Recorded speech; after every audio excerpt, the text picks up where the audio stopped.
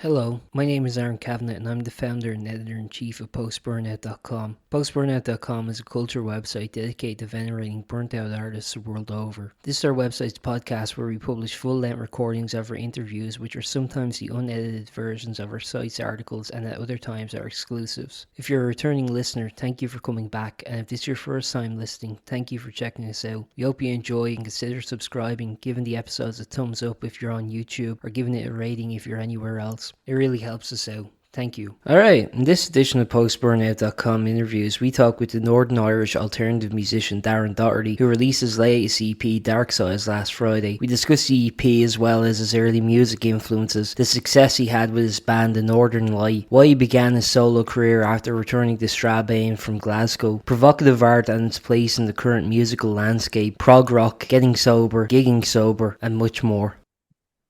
Is that There you are. better? Yeah. Hello. Yeah, sorry about that. I forgot to plug in the mic. You're okay, no problem. I started on the iMac to see if I could do that, and I could also have access to my phone, but not to be. Um so it's on the on the phone, if that's all right, yeah. Grand, yeah. No, it's all good with me. Cool. How you doing? I'm grand, man. How are you? I'm good, yeah. Pretty decent. The sun's out today, which makes a nice change. Yeah. Yeah, it's good. It's good weather down here too, actually, to be fair. Where are you? Carnival? Yeah, I'm in Dublin, yeah. Oh, you're in Dublin. Yeah. So weather's nice here too. Yes, happy days. No, Um, good stuff. Everybody's kind of I'm a little relieved after the football last night. yes, yes. Yeah. Although part of me was kind of like, what if they won? You Yeah, know? no, I honestly at the start of every tournament, I go on kind of open minded, going, nah, I like these lads, and Yeah. there wouldn't it? There's a morbid curiosity, like, would it really be that bad? But by the time we get round about the quarterfinals or so, I'm like, nah, get these, Yes. nah, nah, you I know. think it's mainly the fans. You go, no, I want you to lose. It is, and I also kind of like the way it brings us all together. You Yeah. know, I've kind of been enjoying that. A Um, continental sort of agreement. very much just it seems to be like. So I'm just looking for somewhere half decent to shut the phone. Absolutely. But yeah. So it's Aaron, yeah. Yeah, it's Aaron. And again, it's nice to meet you, Darren. I'll try not to take up too much of your time. Um, You're I okay. guess like the first thing I was just going to ask, quite kind of simply, was a bit about your background. I mean, my understanding is that you have kind of very versatile musical interests, and I think you mentioned your first album, if I'm getting this correct, that you purchased was OK Computer, which I think I could definitely see the kind of seeds of inspiration from that album on the music you're making now. Yeah, I was wondering, what was kind of your musical background? Kind of how did the kind of the music you were listening to influence you to actually start making your own music?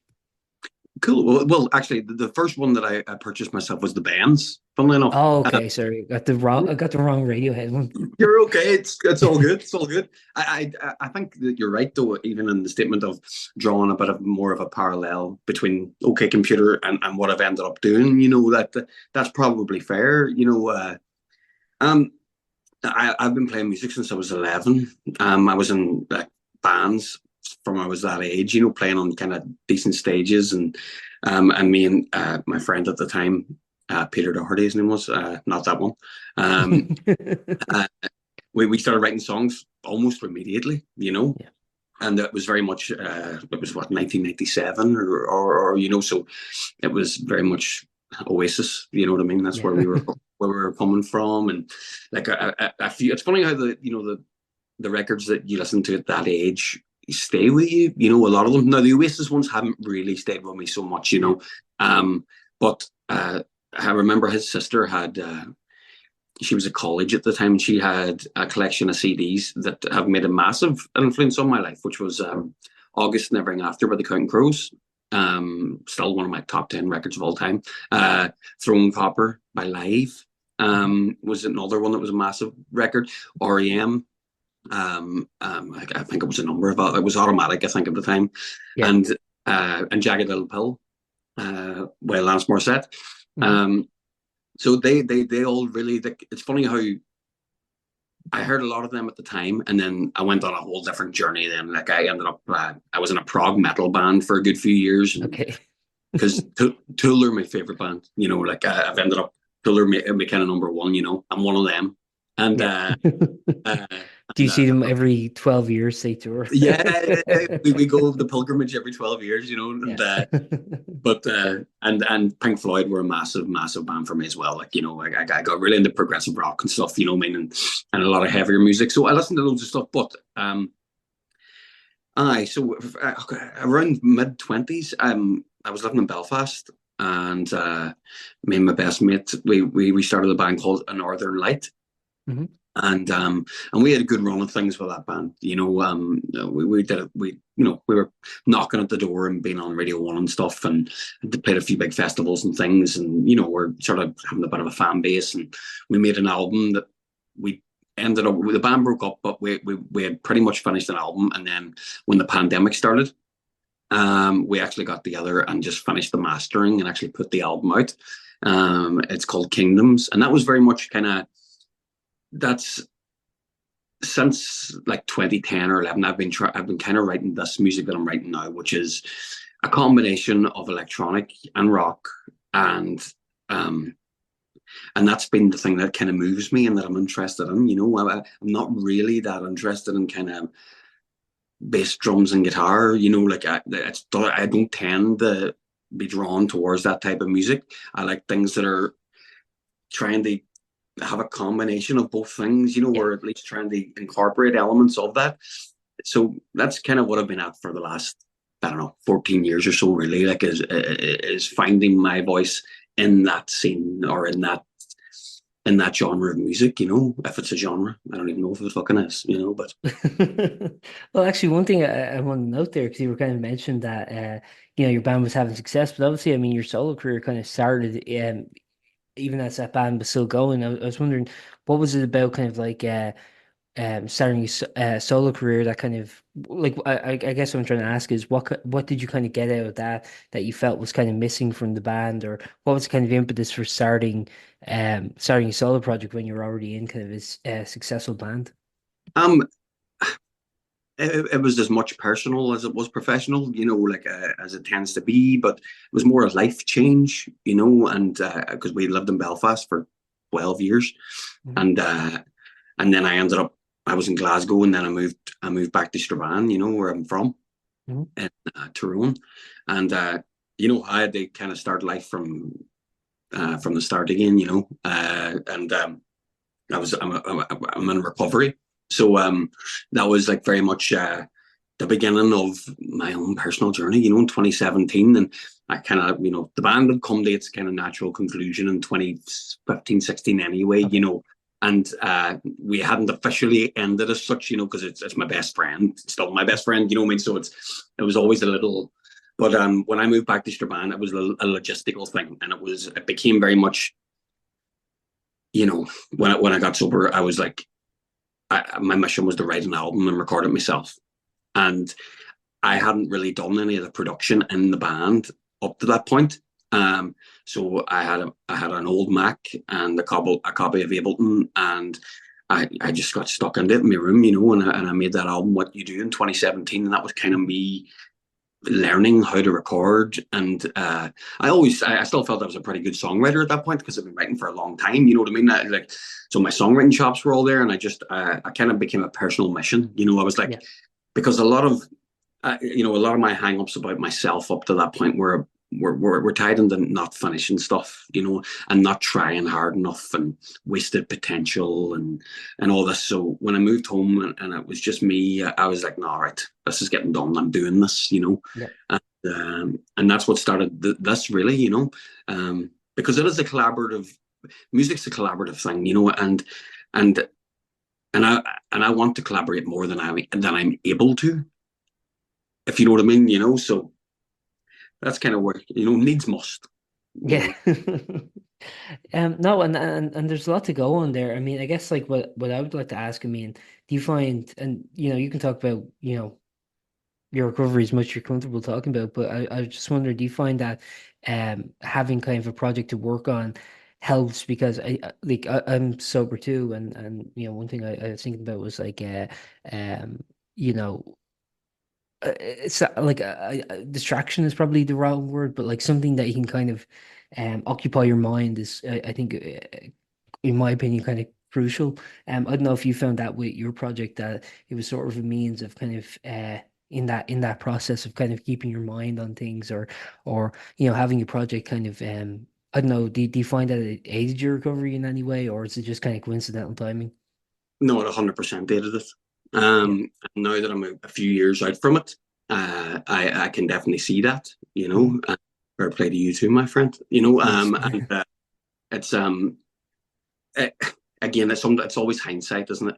And I can see now that you know when that cutting my life, but taking it back to the start and removing my crutch, left my head in an absolute state. And when you stop using your crutch, then you're left with your head. You know what I Yeah. mean? Which is Yeah. kind of where the work begins. And I can see now that having that project and that mission as such, to get stuck into and to give me purpose, as opposed to just getting sober. Like Mhm. as in, I don't know, personally, I always kind of felt that like I wanted to change my life because I wanted to live well. I didn't just want to, you know what I mean? I didn't just want to just not drink. Do you know what I mean? I wanted to live well. I felt like there was life there for me and that there was stuff out there to do, and I felt like I could contribute. And there was an element like throughout the band where probably due to my personal problems more than a lot of things, but like, it was a very, and also the nature of being in a band, like as in there was like a stop start nature of everything. And it was kind of difficult to get consistency going. And I've always been fairly prolific. Like, I write all the time, and that was a bit like, it almost felt a bit freeing when I went home and started doing it myself. As long as, so my thing at that point was, well, if I learn how to fucking record the stuff, if I learn how to get my ideas down, I'll be able to release as much as I want. Do you know what I mean? And as much as I need, Mhm. because there is an element of that about this. There's an element of it needs to come out, and also from like a process point of view and a satisfaction point of view, I'm a firm believer that the process isn't really completed until somebody hears it. And that's still tricky to this day. Do you know what I mean? Like, Yeah. but I'm getting better at it.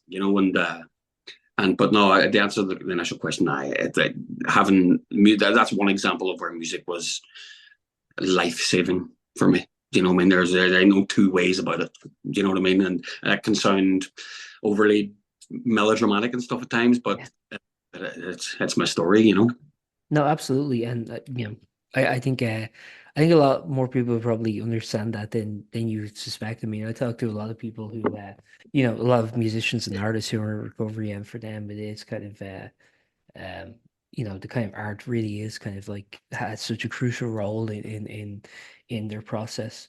I was wondering also, again, if you don't mind me asking, I mean, like when it comes to kind of like performing in a live artist, I mean, performing as a live artist in a band, I mean, um, it's probably not the most conducive environment for recovery. Was that something you worried about, like when it came back into kind of doing music, was perhaps being in an environment that could lead to a relapse, or were you kind of confident by the time that you went back out doing it that like, no, I'm like headstrong in what I'm doing here?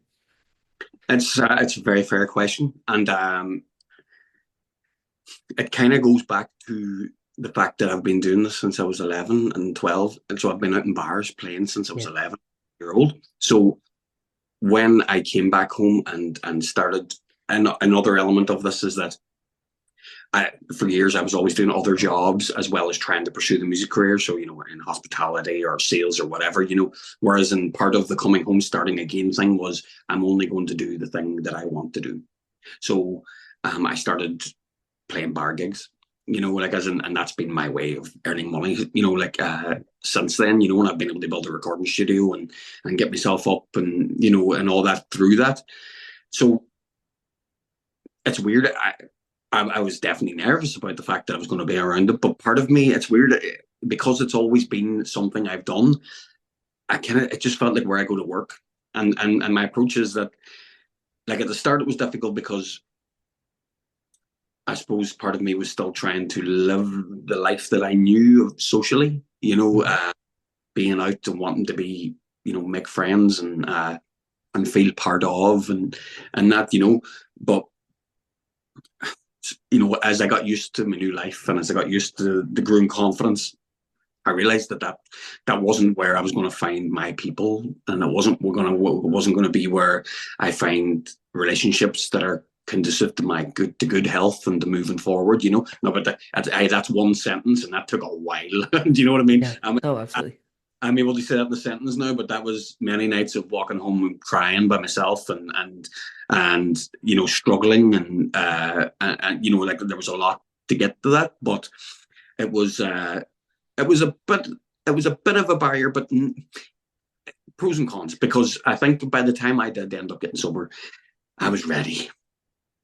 Like, and I work with other people who are trying to get sober now, and like, you kind of figure that, you kind of see some people, I know there was plenty of times when maybe I wanted to, but I wasn't ready.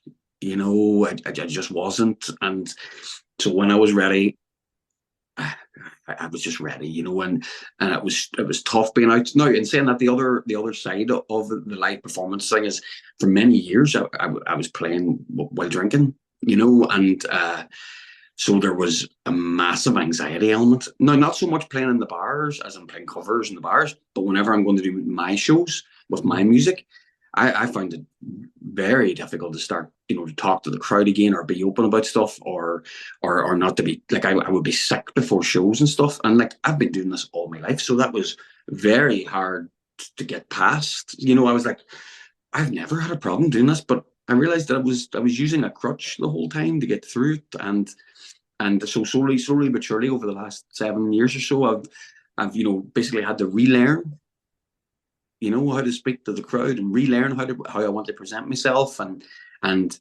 do enough shows that I'm confident that it's going to go well, and and slowly but surely the anxiety is low, Yeah. and and ultimately it's nice to feel them feelings were there all along. I just was numbing them, I Yeah, no, suppose. and obviously, I mean, like, I think like it is great. Like it is sort of like just ripping off a band-aid where you just kind of have to, I think, go for it. But I'm really glad that, like I don't know, because like I wonder if there will ever be, because you were kind of mentioning, helping other people along the way. It's such a unique experience from the perspective of a performer. I wonder if that will ever come up where it's like, maybe you see someone in a similar situation, uh, who's a performer. It doesn't have to be a musician, could be like a stand-up comic, or is a spoken word performer or a visual artist or whatever. It's do you ever kind of think like that kind of like perspective too can potentially aid someone in the future, because like it is just kind of I think a life experience that not everybody has, Yes, I suppose it's Yeah. you know Was that difficult for you then, like trying to kind of relate to that sort of environment with other people who may not have experienced it? I don't know. I don't know. A lot kind of changed in my head over that time, and I definitely, there was definitely like, not everybody's comfortable around it. Mhm. They're not, and Yeah. particularly in the industry, you meet lots of people that are uh, that have their crutches and have a lifestyle. You know what I mean? Like, absolutely. And I do my best not to judge that, and but I definitely know that you know different people are around me now than were around me 7 years ago. Yeah. And it's not because there was ill will or anything like that, but not everybody's comfortable, you know, uh, around it. And you know, there's definitely at the beginning of your journey, there tends to be, you're full of the enthusiasm of it working, and new life. You know what I mean? And it's like, yeah, and this is great and all, and then after a wee while, I kind of learned that it's for me, and that if anybody wants to have a chat about it, or anybody, I'm fairly open about it. You know what I mean? And but at the same time, it's up to, I'm more than happy to have a conversation in private if somebody wants to have a conversation in private. You know what I mean? But uh, you let people come to you. I think and I'm more than happy to. But it's it's a tricky one, especially the country we live in. Totally. It's a tricky subject. Fair. Let's talk about your music then. So as we are kind of mentioned, I mean, like the current solo project you're doing started about 7 years ago. I was wondering because you were mentioned getting into production around that time as well. I was wondering who have been kind of like, I guess, your influences from a production standpoint? Whether certain producers you were trying to emulate, or certain producers you like the style of, or yeah, when it came to kind of production, because I mean, obviously there's the incorporation of kind of electronic elements in your music, as you were mentioning. Um, would have been sort of like what would have been your influence, I guess, in those areas? Yeah, that's kind of interesting because I never had influences, like, not that I would have been able to name. Yeah. Like, I of course was hyper aware of the great producers and whatever, but it was always an artist perspective that I had always, Mhm. and 7 years ago I started this journey. You know what I mean? And being a producer, and I've been figuring that out all along the way. To be honest, Aaron, and again, I suppose it kind of ends up being artist producers that I've ended up kind of looking toward, like Kate Bush. People kind of do it all themselves, really. Yeah. Like Kate Bush, Joni Mitchell. Like Joni Mitchell produced the majority of her records herself. Like, which it's not really ever talked about. Yeah. Like, Yeah. which is bizarre. Like, well, Yeah. she doesn't need any more plaudits. She gets them all. Like, but you know, like, that is kind of, You gotta keep Joni Mitchell's level down. she's had it You don't want to her own go way. too big headed. But and then the other one, more like in 2018, I got turned on to Muna. Yeah. Do Oh you yeah. know Muna? Yeah, Yeah, I saw them open for Boy Genius, I think last year. yeah, yeah. I'm a fucking absolute fanatic, and Yeah. in 2018, and I discovered them on a bloody Liverpool football podcast. Would you believe? As but it was, That's where you get all your musical inspiration. yeah, like, it's football podcast. It's Yeah.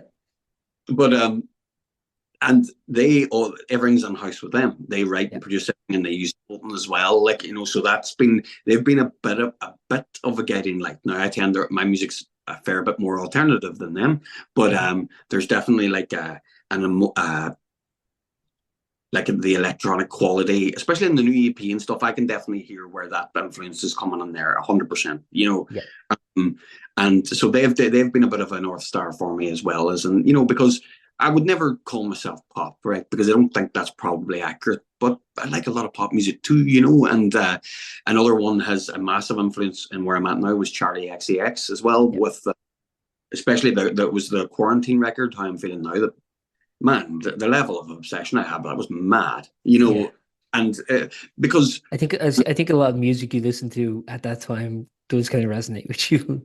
Like whatever you yeah, were listening to during the pandemic is kind of going to be like with you for the rest of your life. It's like actually what you were mentioning about like the stuff you listened to as a teenager. I mean, in a way it's the pandemic was kind of like a second puberty. yeah, a nice way of putting it, absolutely. What were you listening to in the pandemic? I'm a bit embarrassed to admit this, but I think I was listening to a lot of Smiths. It's nothing to be embarrassed about there. It's Yeah, quite all right. I think that's why I spend like a lot of my thing. Yeah, but just like Morrissey, just like bleeding in my ear. It's cool, man. I know Yeah, it was a sad time. You needed yeah, sad music. It's yeah. but from the production standpoint, the Charlie XCX record was big for me. This is the crux, really, here, of where I'm at now, to be honest, right? Which is that up to this point, well, slightly before that, so in about 2018, 2019, I started to make it like an interesting project, a side project thing with one of my good friends, Mhm. and we ended up calling it Javi Galonzo, and it was a very experimental kind of,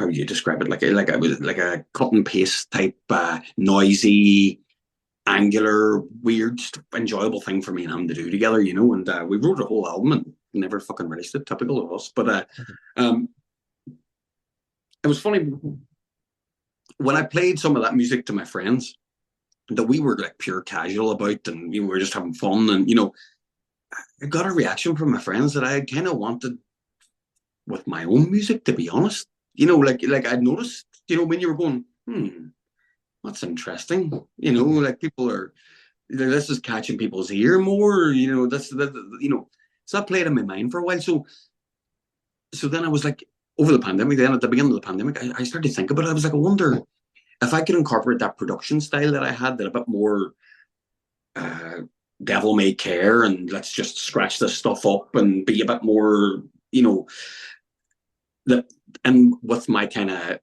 I don't know how you wanted to call it, but my conventional songwriting that I've been working on for a long time, you know, that maybe I could find something that would be kind of original, at least to me, you know. And and then what happened then was I heard the Charlie XCX record, and I was like, okay, right, this is doing what I was kind of on about, which is like just having like weird bit crushed stuff just coming in from anywhere, and speeding things up, but just and it harked back to some of the stuff that I was raised with as well, which was the happy hardcore scene in the early 90s.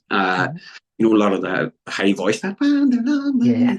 you know, like some of that stuff really resonates. You know, like Yeah. it's, you know, it's and so that really influenced me. And then about a year or so later, I finally got into Wilco, Yeah.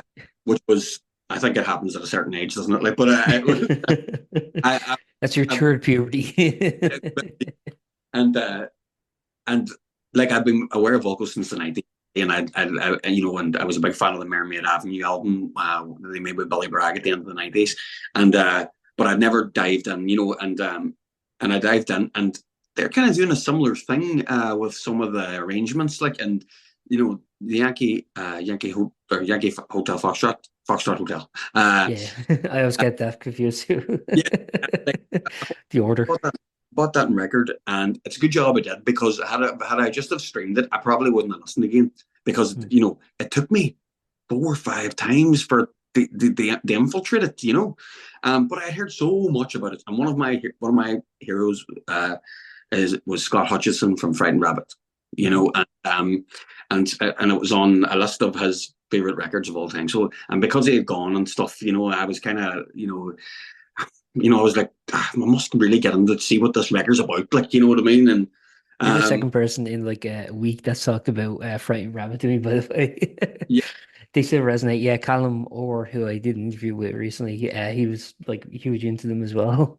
yeah, man, that's like you can see behind me there. That's stuff on the wall. It's Yeah. posters. And, they were that's they meant the word, you know. But but the Wilco record I stuck with, and then what I realized, you know, once it finally started to click with me, they're doing a similar thing, which is taking, like, Jeff writes so many songs, and again he's so prolific that.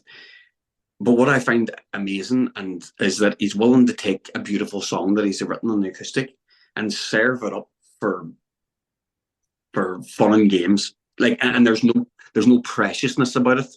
Whereas I definitely come from like a place where the noise is like, you know, oh, if it's a great song, it'll stand by itself, and they could, you know, with the guitar and the voice, and you don't want to put too much stuff on it, you'll be overproducing it.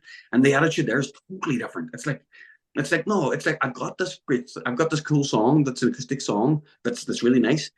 What will happen if we put it into the mixer and see what else happens to it, you know? Yeah. And like, that's kind of where I'm at, which is that we live in a part of the world where there's 56,000 straight white guys like me who play with acoustic guitars, right, and sing songs, right? You know, and it's like, I don't think that it wouldn't matter how good a song I wrote and played the acoustic guitar. How the hell is it going to stand out? And Yeah. like, do you know what I mean? Like, and also not even just from that perspective, but from my perspective,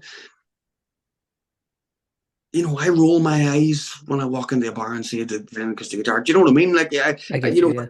like, so I'd be a hypocrite. Do you know what I mean? So like, so I'm searching for something better. I'm searching for something more, and I'm not precious about the songs. It's like, I'll write another one. That's all right. Okay. And we serve it up and we'll see. We'll try and change it and crush it and make this mad thing happen during the middle of it. And we'll see what happens to it, and in the hope that you strike gold. You know what I mean? That, and in some ways, I do think that it's maybe trying to emulate what happens in a band.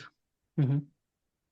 Because it's me working by myself. Before, I would have brought, the nuts and bolts of a song, and then you take it in, and then everybody's like, well, what do we do this day? And you're like, but okay. Yeah, And you're kind of meshing pre-production, production, and post-production in kind of a blender in a lot of ways, and I think that's how a lot of artists now are working. I think that's one of the beauties of self-producing is that rather than it being kind of like three phases of getting your song ready, it's kind of I don't know. It seems like everything's kind of still on the go. Everything's kind of like there's always these like plates spinning. You know what I mean? that's absolutely accurate. Yeah, 100%. Yeah, I think like a lot of people like really relate to this. Actually, I have a question for you about something I've talked about for people in similar situations is this idea of like, okay, so you're working on the tracks you have, and then like as you're doing that, something takes your fancy and you start kind of like getting interested in like writing this new song. And I found like some artists have kind of issues with that where it's like, they're trying to lay down the tracks they already have and then they just keep like inventing new stuff and then they get really ecstatic about that and then that takes all their attention. I don't know if you've ever had any kind of issue with that.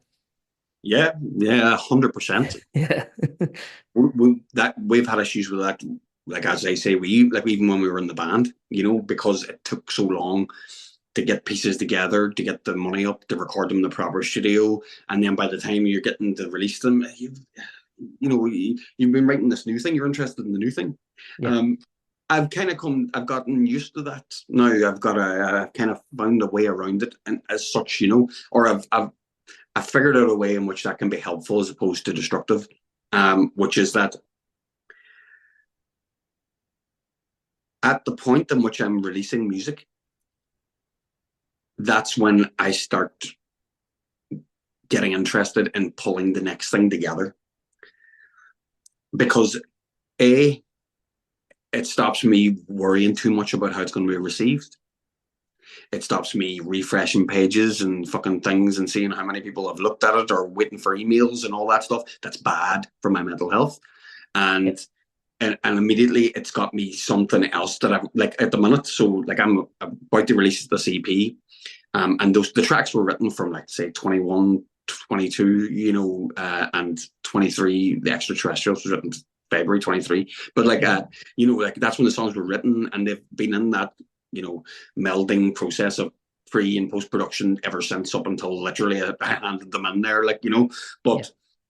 over the last couple of months, as I've known that the date's coming up, I've kind of been getting the next batch. Not even like I've already got the other half of this EP done writing wise, like as in like so essentially an album of 2 EPs, right? That'll be the next thing that I do after this. But the next thing again, I'm writing right now, and that's just because I found it a really healthy way of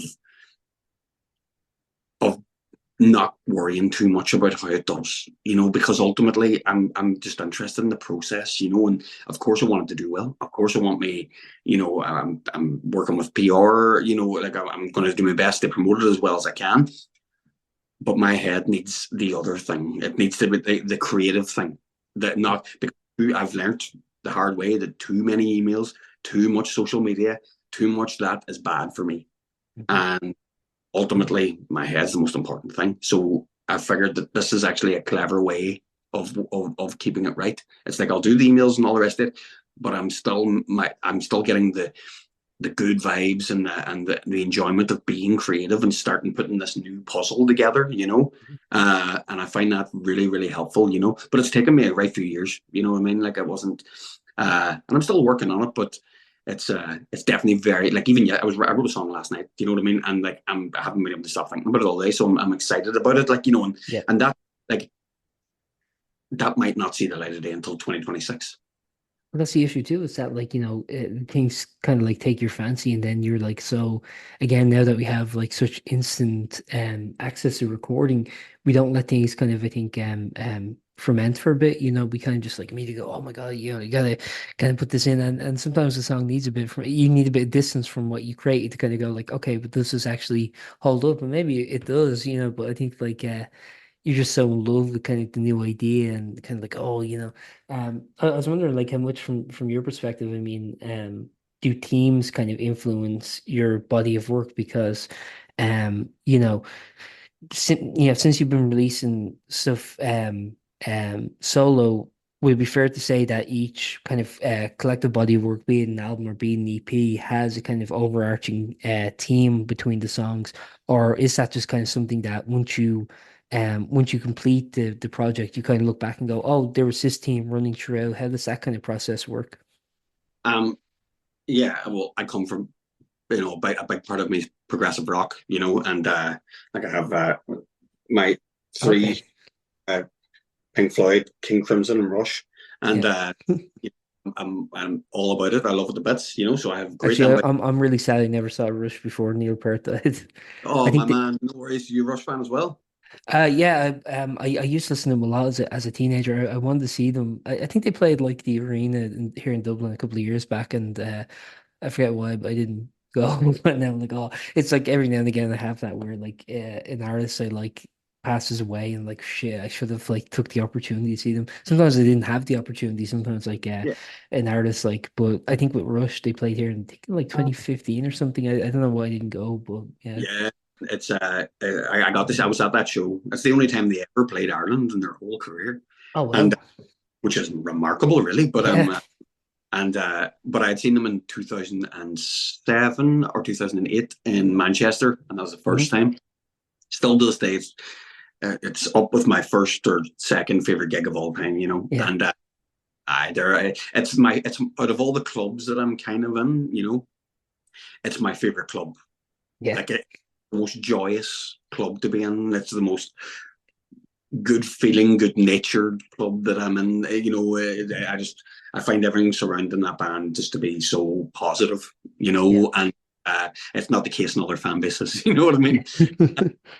Actually, sorry, just before we Yeah, go back to the question I just asked, one of the interesting things you mentioned there were Pink Floyd, and you kind of think about like what Pink Floyd were doing in the 60s and 70s. Like, it was, I think, perhaps a kind of archetype for um sort of the experimentation that you're doing now, where the emphasis they put on like kind of post-production flares, for lack of a better term, I think really is sort of indicative of kind of what you're doing now. Would you agree? Or yeah, I think that's absolutely fair. It's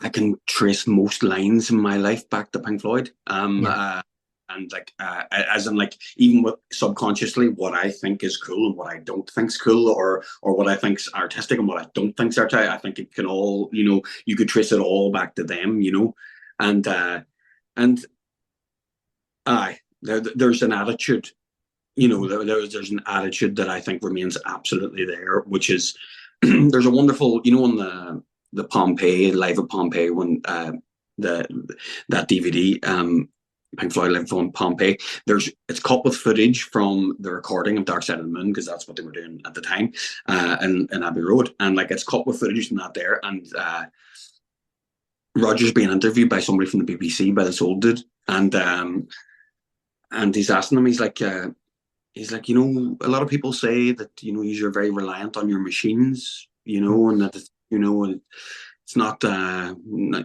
proper rock band, and Rogers, he goes, what would you say to those people? And Roger was saying, well, what I would say to those people is, our equipment's all set up on the stage there. Go ahead, yeah, go ahead, give it a go. Uh, and your man he goes, but fall on its face, I wouldn't know. And he says, exactly. He says, we spent 2 years learning yeah, how to work these machines, and like at the minute, as I say, I'm playing live with tracks, and I play synths and some of the beats in it, and try and do it in a creative way that I think is rewarding, and that it feels like a one man show as opposed to karaoke thing, or trying to walk that line, and it's definitely using that type of inspiration, right? Which is that, you know, it's fucking hard, Mm-hmm. okay? It's very hard, and it's not easy, and at the beginning it takes a lot of the joy out of performing, because it takes and over the last while I've been able to get some of the joy back in, because it's working that well now, and it's working to a place, but that that attitude of, I'm so suspicious of anything that's traditionalist. Like, I just am, as a person. Just it's just who I am. Like, and it's not like I'm doing anything crazily modern. Like, I'm not, like, what I mean. I'm not reinventing the stone. Like, I'm making alternative rock with some bells and whistles. Like, you know what I mean. I'm not, what I mean. I'm not making groundbreaking hyperpop like Charlie XCX. Do you know what I mean? Like, that's something that's fresh. Do you know what I mean? I'm taking elements of it, and making something that's mine and unique to me.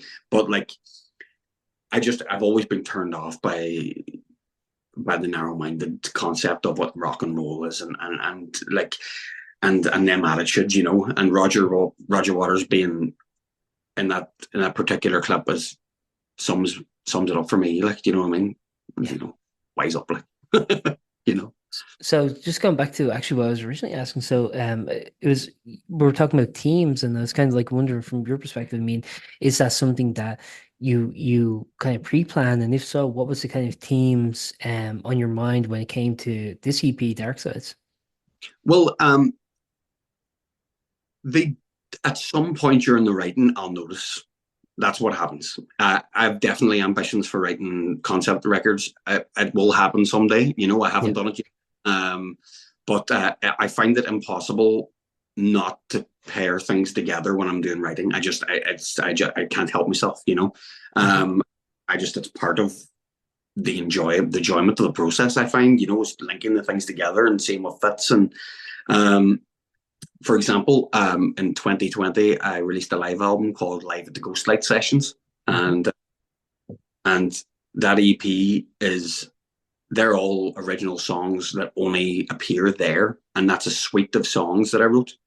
And it doesn't actually say it on it because I didn't want to write it on it, but it's like the Garden Avenue suite. That's the name of the street where I grew up, and and because it's hyper personal material, like, you know what I mean, and and they all belong. So in some ways, that's like the one conceptual thing that I have released, like, but again, I didn't want to be overt about it, but and with Darksides, what I've figured out along the way, because ultimately I'm releasing an EP of 4 songs from an album that I kind of already have completely done or planned, but the nature of where I'm at, under my own name, the nature that I need to build a bigger fan base and stuff, just means that it wouldn't be that productive to put a record out. So as a result, I'm just doing the piecemeal thing of getting a more sensible approach, and it just makes loads of sense. Um, uh, and the Darksides EP, what it feels like to me is that's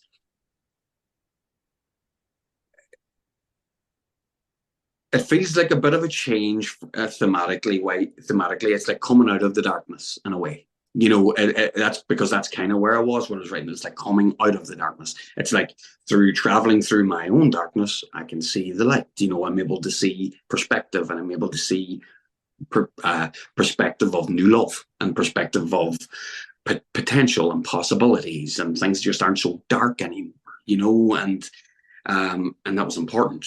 Like, every song on the EP has got an element, like RSVP, the first track.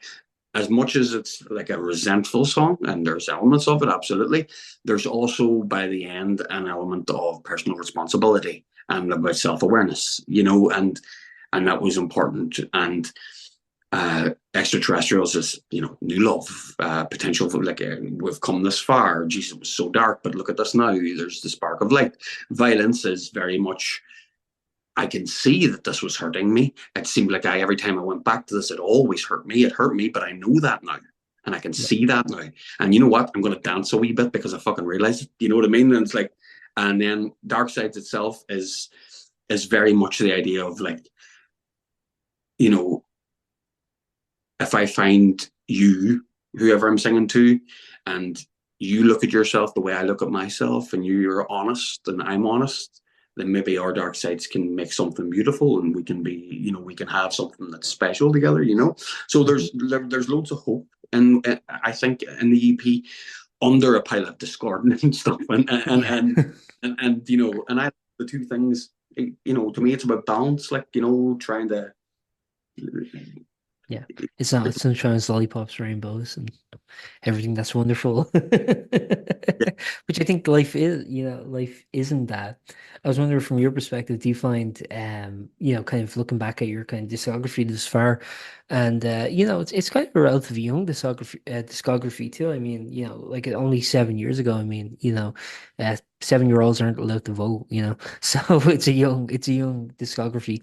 I was wondering, do you find it chronicles eras of your life, and if so, I mean, do you find it's difficult to revisit certain eras, or are you kind of content with everything you put out? Not necessarily in terms of like what I'm trying to ask is not necessarily in terms of the music or its quality, but just more so kind of like comfortable kind of being like that was my life almost. I know that's very grandiose, but it's just I do think sometimes making vulnerable music that um can be that exposing and can almost serve as a documentation. Yeah, no, it's a good question, and there's songs I don't like playing. Mhm. There's not many of them. There's a few, and it's not because I don't think they're good songs. It's just hard to go back to. Yeah,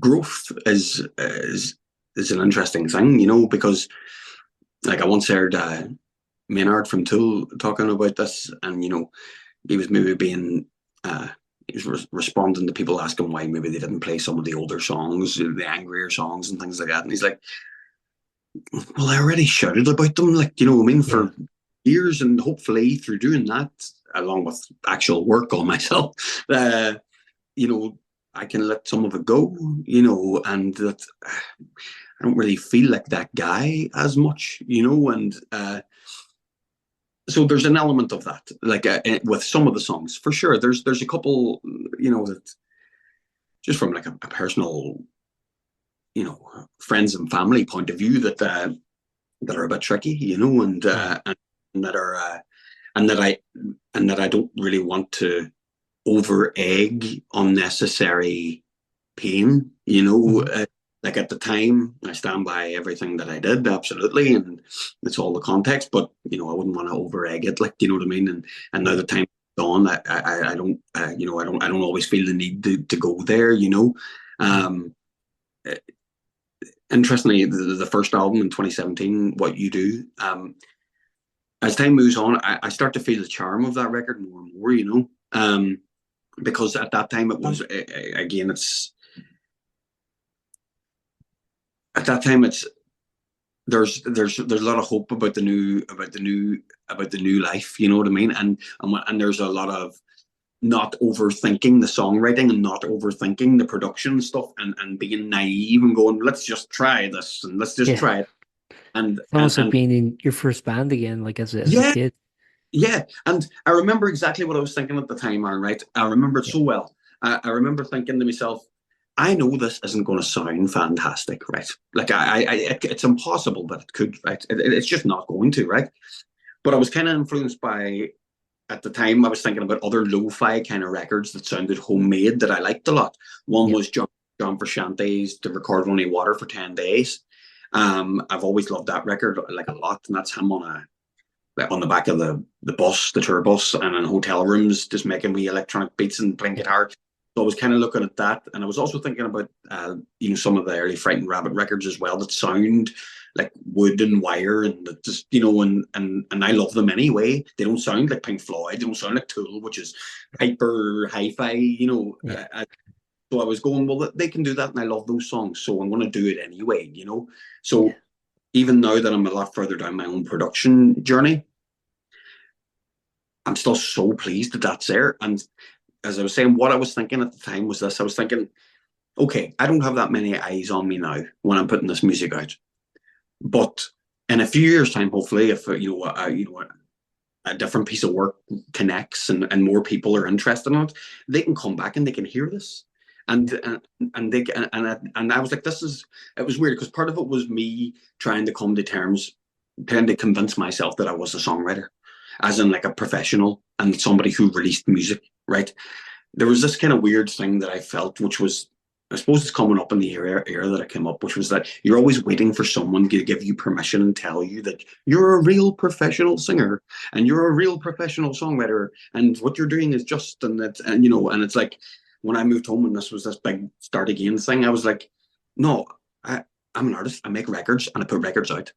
Okay. And okay, there's not that many people looking at it right now.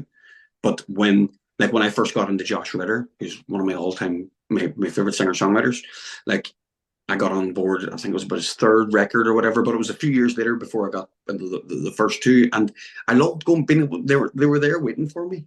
It's like doesn't matter what point you come in. It's nice having the first records and all there waiting for you, rather than going, oh well, there's I'll just write these and I'll keep these to myself. And once more Yeah. people are no, the beauty of one of the upsides of the nature of the world that we live in is that I can record and release music myself. And I'm really pleased that I did because some of those songs from what you do still get played quite often. And I'm still super proud of all of it. So yeah, it's great that they exist. Great. Yeah.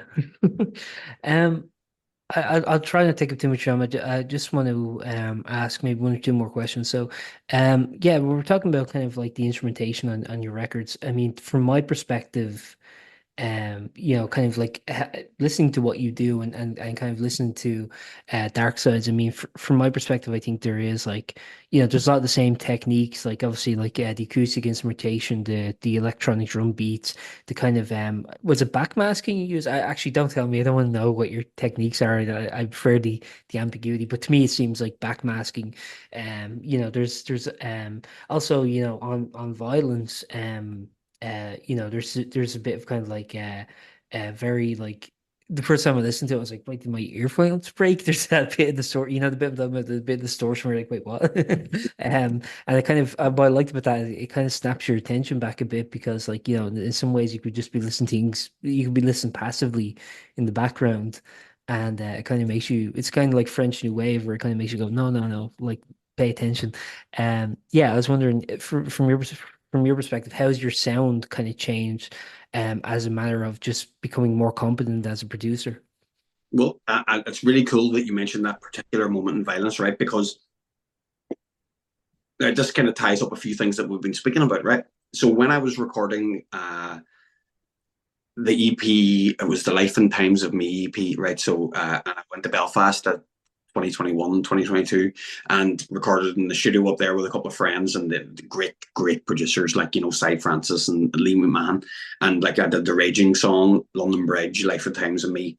And they're recorded fantastically. They sound, hyper production. We worked at it for a long time, and and so my thinking at that time was, I've done what you do. I've done the homemade thing. Now I'm going to go and do the opposite. I'm going to go and pay for everything, and I'm going to add as a fact-finding mission to see what do I actually need to spend money on, and what do I like better the way I do it. Now, when I was going up and down at the time, because I didn't drive at the time, when I was going up and down on the bus to Belfast, I was listening to demos of Violence, and I was listening to demos of Darksides and stuff that I was exactly as I said to you already. So I'm in the process of doing this thing, but the next thing's already in the process. Yeah. And I liked listening to the demos better than what I was making up there, and and like and it was to do what you're saying. It was because this was just cutting. It was catching my attention more. It was making me think, everything sounds the same. And I went up there and I made something that sounds class, but it kind of melds under it's like they're nice songs that sound nice. Who the fuck wants nice songs that sound nice? Yeah. Nobody. No, nobody. Yeah. And No, and like totally. and what? Funnily enough, the thing that I watched the Beatles Get Back documentary, and Yeah, the Peter Jackson one. Yep.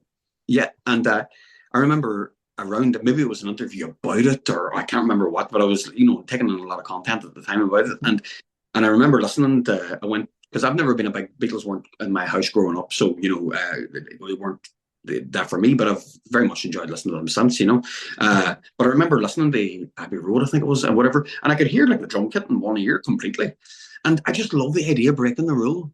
Like I love I'm like I just and that played in my mind. So the two things: one, of thinking that they've got the most celebrated music canon in the history of popular music, and they've got drums all in the left ear, and the bass Yeah. is all the way in one ear in the song, and it changes over here. And I'm Yeah. like, so why And are like we? Revolution number 9 on the White Album and all that. But then my thing is, then I'm listening to that, I'm getting that input. I'm then listening to these beautifully recorded songs that I've made up and think the conventional way, and and I'm going, that's not doing it for me. It's not. It's not making me want to go back. Whereas Yeah. in the demos that I'm listening to, I'm like, I just like where everything sits more. So that's that started me following this path. Then I was like, no, I went up. I've satisfied my professional curiosity and went up and paid and worked with the guys and learned a lot. Like, you know what I mean? And but I realized, no, I think I've got more chance of finding a truer voice by doing it here and taking risks and making things like, even when I'm sending violence out to a few friends, they say, what do you think? Before I had completely final mix, I had a Yep. friend say, you've got that thing that's a bit loud in the middle of it, like I'd take it down a few EDB, or and I was like, I listened to it when I got it back and I was like, no, Yeah. no, because Those are always the tricky things, because like when you're getting that kind of feedback, you kind of have to kind of go, it's sort of a very difficult thing to gauge in at the time, because you're like, am I right? And this has artistic merit, or this is right for the song, or are they right? And sometimes when you're doing, I won't say art by committee, because I think that has a connotation. I don't think that's what you're yeah, doing. But what I'm saying is the idea of kind of getting other people's opinions. Sometimes you're kind of like, oh shit, is that right? Is it wrong? And sometimes like you just need longevity. You need kind of like the time to look back and kind of go, oh, maybe that I shouldn't have done that, or it was the right decision. But again, like that's something that you just have to go based on instinct at the time, what you feel is right, and then see if it holds up later down the line. There's nothing you can really do short of building a time machine, you know? that's it. And you're right. Like, and again, I have a couple of trusted friends who are all musicians, really, and once I get to a certain place in the process and my head's a bit melted, I'll send it out and the thing is, now I'm not necessarily looking for them to say this is great. I'm kind of just looking for their reaction, because I kind of know what they like and what they don't like, and I can kind of use that as a guide. You know, I can, and that they've been invaluable for me, really, just for getting over the line, because it becomes such a vacuum, and they've been great. As I say, sometimes it helps just to get a wee bit of encouragement. They're like, "You sound great," or at other times I'll know that they're only half interested and they're saying sounding great just to appease me, and I'm like, "All right, okay, fucking, I know," and that makes me think, well, it's not quite good enough, is it not? They're not going, you know what I Right. mean? Like, it, so it's kind of, and again, it's, I suppose in some ways it's trying to manufacture an environment that's more collaborative, because it's tricky on by yourself, and like like Trent Reznor is credited with writing, recording, and producing those classic records from Nine Inch Nails, but he worked with loads of people. He traveled all around the world working with producers, and trying, and sometimes that's it's very difficult in a vacuum. It just is. But at the same time, I just spoke to you about why I ended up talking myself into doing it by myself, because, and I'm glad I have. I'm really glad I have. And I'm excited about the next thing. You know what I mean? I'm excited about, because it was nice getting that done. But now I'm like, okay, so, what's next? Um, I think I've asked almost everything. I guess one final thing I'll ask is the lead singer from this EP was Violence, and I personally thought it was quite a brave single to go with, because I don't know if you had this fear, but I was wondering, did you think potentially the lyrics could be misinterpreted, or sort of the intent of the song could be kind of misinterpreted? Do you ever worry about those kind of things? Do you ever worry about like your intent being kind of mangled in the process, or are you content to kind of go like, I'm gonna put out what I think. Yeah, I know my intent with this. I'm gonna put it out, and hopefully other people will understand it and not give the worst possible reading. And well, cool, right, very cool question. And thank you Yeah. for saying about you think it was a brave choice. Um,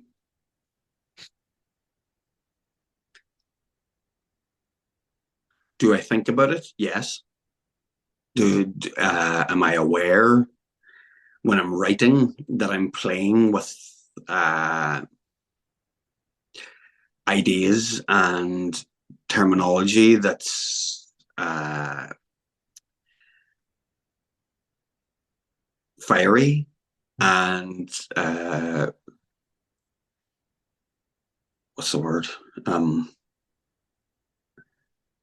I don't want to say controversial because I don't think so. I don't think that's what it is. But like, as in, like, stimulating and Inflammatory potentially, yeah. yeah, inflammatory. Like, Yeah. as in, like, I'm aware that that's what, but that's literally the point of the piece. If like, as in, like, I think if even a cursory listen to it, you're like, oh, okay, a a narrative device point of view, like to me, it's always in the piece itself. Like, as in, say, I don't say things generally just for a reaction. That's just Right. that my the up my own arse poet and myself wouldn't allow me. You know what I mean? Yeah. Like, as in, like, and even the prog rock fan, it needs to be, to me, I'm always searching for balance. And it's Yeah. like, Well, okay, so it's easy to piss people off if that's your intent, but I think like controversial art, and I'm not calling your music controversial to be clear, but I think art that is controversial should be more than that if you want to be truly provocative, because like you can just be offensive for the sake of being offensive. Again, yeah, not accusing you of this, but yeah, you can do that if you want, but I think like um what's really provocative is art that uses controversial ideas to invoke sorry to kind of make people question perhaps their own complacency or their own kind of backward views or what have you. Like I think that's really the purpose of playing with kind of controversial ideas in my mind, at least if you're trying to create anything fruitful. I mean, I'm someone who's like very accepting of the spectrum of what people are allowed to discuss and talk about, perhaps more so than a lot of people seem to be. And I do kind of worry, not to get into topics like cancel culture or anything like that, but I do kind of worry sometimes about like, is provocative art being shut down by people who don't want to engage with it earnestly? You know what I mean? yeah. No, I do. I get what you're saying, 100%. And it's interesting because I hadn't thought about that element of reception to the EP, but it's Mhm. interesting that you bring it up, that maybe like, for example, maybe somebody liked the song and stuff, but they thought maybe we'll just not put that in the show, as in, Yeah, like, yeah. me. Like, but I hadn't thought about that at all. But you could be absolutely right. As in, like, maybe because people sometimes, I think, a lot of what, because I really like how you framed it there, and I really like what you said, which is that people who don't want to, you know, interact with kind of controversial stuff and all, because maybe they don't want to look at themselves or don't want to have when you'll know, and I know that, like, I have no choice but to look at myself, in order to survive, you Mhm. know, and there has to be like an unbelievable honesty, Yeah. and and again, that's hard for other people, and I found that in my own life. Not everybody wants to look at themselves in that way. Not everybody wants to be honest with themselves that way. And that's okay. That's okay. I can't demand that of other people, and I don't. And that's um like, I have a good one of my friends who I send the songs to. Um, they're they're a bit more. Oh, they're a little younger, and they're a bit more on. I don't even know how to say it, like, because I'm as liberal as fucking possible to be. Right. But as in, like, they're even more involved, and maybe being a bit precious, and or would know what would be offensive, or would feel that more, or it's hard for me to describe exactly. No, I get what you're saying. It is difficult because like you don't want to sound like, one of these like, right wingers complaining Yeah, about like, political correctness or any of that shit. But I get what you're saying. no, There's the idea, like, and I'm not accusing that, just to be clear, but like I get what you're saying. The idea of uh I don't know, kind of being reluctant to engage with certain things because um I think you're perhaps afraid the optics, or afraid of the um I don't know, association of something. It's hard to explain, but yeah, yeah. like again, I Well, think, but that's why I worry about like things perhaps shutting well, down provocative art is that will it kind of get to the point where that is just kind of like people are a mm, little too like will that make things a little more dull? I guess I don't know. Based and that I get it. Yeah.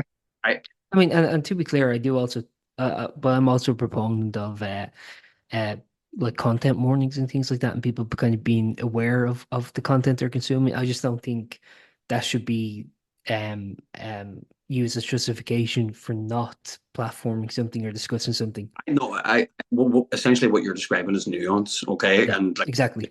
yeah, well, 100%. Like I couldn't agree more. And what I was saying about my friend is that like she said things to me at times. She'd been like, "Are you sure that? Well, what do you mean by that?" Yeah, Or that doesn't sound great, And I always, she's useful to me in that way, if you know what I mean. Like as in being like, and then sometimes when she'd be very sensitive to it, and like, and then when I've explained something or whatever, she'd be like, "Oh, right," and then all the time she's like, "I still don't like how it sounds." Do you know what I mean? As in, yeah, yeah, and I'll think about that for a couple of days or whatever. But like, I generally, I feel like I've got a really good compass as into what I think what intentions kind of everything. You know what I mean? Like, and yeah. I think if it's a bit hot for some people, that's cool, man. I'm all about that too. Like as I say, like that's good to me. Like and like the things that I like are like that too. And like funnily enough, I've had this bit of a renaissance recently with a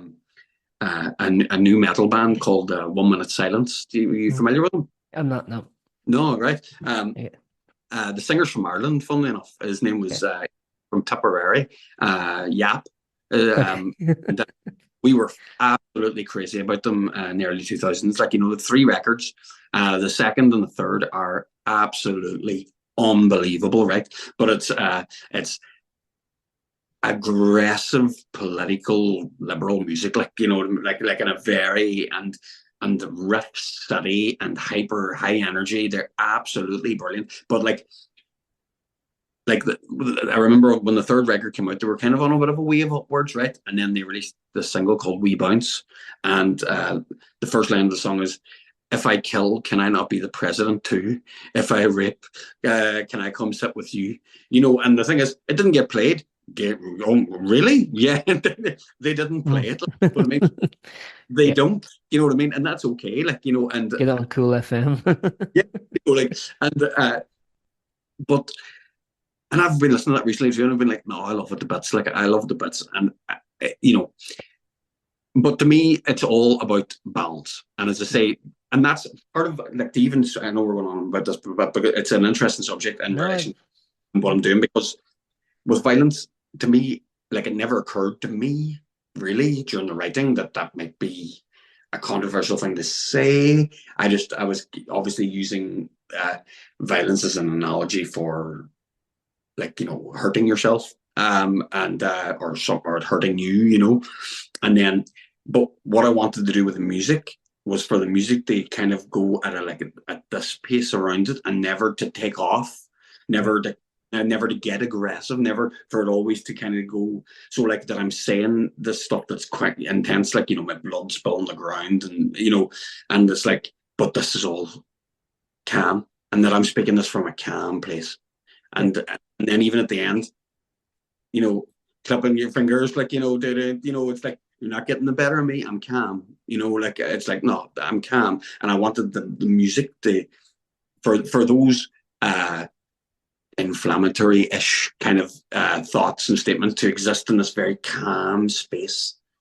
And so that what you feel is something that makes you think, you know, and that, like, you know, like to bring it back to Frightened Rabbit and Scott Hutchison, one of my favorite things about what Scott does, he would say something that would make you feel sick. It would be so honest and so self-deprecating that it would make you feel sick. That your stomach, that the song would be over, and you'd be like, Yeah. "Fuck," you know, like, and like that's what I'm after. That at times, you know, that's what I'm after. At times, I'm after sitting afterwards thinking, you know, on them and say sorry. You know, Yeah. Yeah. like I'm after that. You know, like it's I've always, like, to me this is serious. I'm serious about this. This is, to me, this is where you conduct serious work, life work. This is where life. This is where I think serious stuff happens. Other people use music for different things, and that's cool and it's awesome. And it's why I've always kind of had an aversion to anything that even approaches novelty music. Like, right? Right. Because to me, it's almost offensive to me. I'm allowed to make it. What do you mean you're having a laugh? Wake up! Yeah, well, making music is such an endeavor. I sometimes think about that when like I don't want to be a prick about this, but like sometimes I'll look at like bands who are really good, and uh they like start like a tribute band or something like that I'm like, you guys are really good. Why don't you start like your own music and come up with your own ideas rather than just capitulating what was done like 30 years ago, 40 years ago, you know? I agree. It's a but But I don't mind necessarily if they're just doing that as a side hustle to pay the bills while also making music. That's a different scenario. But when it comes to like that's all they do, I'm always like, well, you just be creating your own art. I think that'd be better. Even if I think what you're doing sucks, I still think it's better than just like playing Smells Like Teen Spirit, you know? yeah, man. Uh, I know, and but you know, the longer I'm in this game, the longer that the more it's just not for everybody. You know, like and again, that's okay because it's a hard road. Um, it's a hard road, and I think in some ways you have to be compelled. Like, you know, you have to be compelled. Like you have to, and that's funny. Like, as throughout my journey now, there's been times like, especially before 7 years ago, you know, like where I questioned it, and you know, as in, but I never give up. And again, I'm not really working towards somewhere or something, not really. Mhm. As I explained to you when I put out the first record, I was like, no, this is the beginning of my career. This is the beginning of my career, and everybody that comes along for the ride along the way are welcome to do. But this is what I do now, and that's why it's called What You Do. You know, it's what I do. It's what you do. You know, it's like, this is it. This is what we do now, and for hell or high water, it's what I'm going to be doing, you know. And my thing now is I just want each song and each release to, for me to feel like it's better and that it's going in a direction that I can get excited about and can be excited to talk to people like yourself about, and get out there and each time present it a bit better, and you know, and not live under that idea that I'm waiting for someone to not send me an email to say we're going to pay for you to go and do this, and because that ain't happening, sunshine. You know what I mean? Yeah. And you know, because that's not happening. So, Yeah. but I'm buzzing with my life, and I'm buzzing with the ability to have a recording studio that I'm sitting in now in the house, and to be able to explore these ideas. And sometimes it's fucking hard, and the grind is hard. And driving back from wherever, or you know, on my own is And hard. also a big thing that a lot of artists, the finances don't balance out. Yeah, Everyone pours more money into it than they're ever going to get back. and you know, that's all. It's always hard, but I'm. Yeah. It's funny, you know, because I think for a long time too, you know, especially being, you know, having an issue self-esteem wise and all, and an issue feeling like I was a serious musician or a serious writer and stuff, you know, and thinking other people were serious and I wasn't, like, or you know, or greater, or able to do well and I wasn't, like, you know, part of what feels different about that now is that I don't meet many people that are more into music than me. Like, yeah, I don't. I don't. Like, I don't think I've ever said that in my life to be fair, actually. But I don't. I meet people who are equally. I mean, like, who have an equal. But I don't think I've ever met anybody who's more into it. Yeah, I don't think I've ever met anybody where it's more a part of their life. I don't think. I don't think. I don't think anybody. I don't encounter. So why not me? You know, yeah. like, why not? Perfect, man. I think I've asked everything I have to ask. The final thing I'll just say is there anything you would like to add before we wrap up, or anything you'd like to plug, anything like that? Besides, obviously, the EP is coming out July 25th. I'll try and have this out for that day. But beyond that, is there anything you'd like to say? Not off the top of my head. I know that, well, there's a music video for the next single, which is Extraterrestrials. I don't know if you've seen it yet, but I can send that to you if you like. Perfect. And it's unlisted on YouTube at the moment, so you can have a look, and then Will and that be out on before the EP or during? same day. Okay, perfect. Yeah. Yep. That's gonna launch on the 25th as well, like, just as kind of like the visual, and that single's going to the radio stations and all as well, like, Brilliant. so the next single that's released with is Extraterrestrials. And so that's, I suppose that's important. The next show I've got coming up is, it's in Lifford, so I don't know if there's much point you promoting that. When's it on? If it's It's out. September the 13th, and Oh, perfect. Yeah, I'll mention that. it's in the old courthouse in Lifford. Okay. Uh, and as I say, there's going to be a tour start. That's kind of when the tour starts. It's going to be in the autumn, a tour in support. Dates will be released soon about a tour in support. They might even be ready for when that's released, what I mean? But we're just finalising things. Yeah, But no, I think that's it. I can't think of much else is the same. Just looking forward to promoting the music. perfect. Darren, I've really, really appreciate this chat. I've really enjoyed it. And, if there's anything else in the future you want to promote, Ratton, door's always open. Oh, she's darn lovely talking to you, my man. Absolutely. Well, Thank you for listening to that episode of Post-Burnout.com interviews. We're an independent venture run by yours truly, and as I said at the beginning, liking, rating, subscribing, and sharing really helps us out a lot. If you're feeling extra generous, we do have a PayPal donation link in the episode description, but don't feel obligated, of course. We've also begun releasing occasional exclusive episodes on Spotify, so subscribe there if you'd be interested in hearing those. Thanks again for listening, and see you next time.